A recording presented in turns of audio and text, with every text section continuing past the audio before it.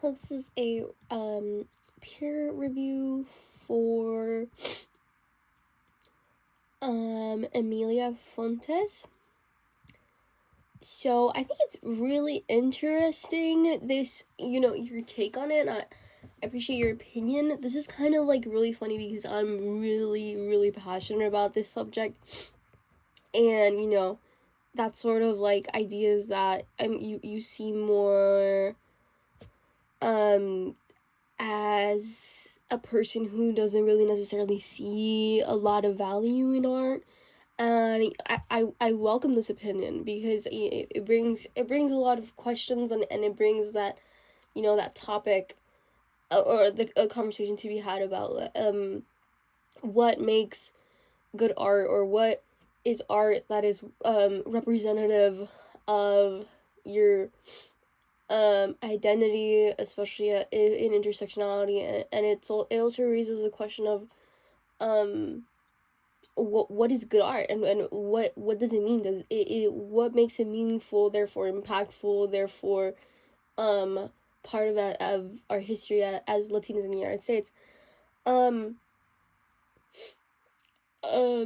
so I agree with the idea that, not everybody has to simply make art to be, or Mexican art per se, Mexican style art, to represent and honor your culture, and to present that kind of pride. Simply being Latina, simply being Hispanic, simply being who you are, is representative, and will showcase that in your art. I feel like, art is to share an experience and to tell a story and to kind of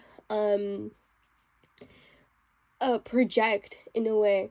So I feel like simply having a perspective that is uniquely you to your identity, whether it's, being a Latina, being a second generation person in the United States, simply being who you are, so uniquely, with intersectionality, is going to be telling of your experience and of your culture. And not all art, and it just simply, just as simple as that, just like, it's going to show through your art. You are representing just simply by creating, um and it doesn't have to be, directly representing your pride for, your country. It just simply being an artist, a writer, a musician, a dancer, even a Latino scholar. Just by doing whatever you're doing, you are representing that minority. And art is relative for many people, and people have different interpretations, different ideas about it. um and, or I see this a lot where it's like, a lot of like indie bands, they might sing in English, but they're still like representative of their community. And this goes for like scholars as well, and so many people. Like, at the end of the day, because you are here, because you are being part of society in your way, you are showing other people, and maybe other people can relate to you because of that, like, it doesn't have to mean, it doesn't have to be strictly representative of like regionality. um um so yeah, so like, I think it's really important to talk about art, because it's more of a history thing. Like, um it pinpoints you in time and in a specific place, and with a specific person.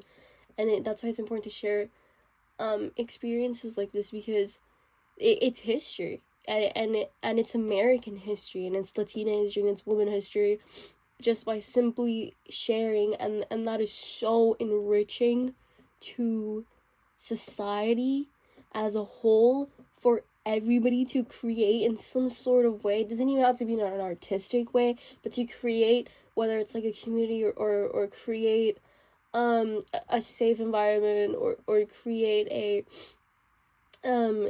career path where you, as a Latino person, are engaging within the community that's just so important, and in a way it's art and it's history.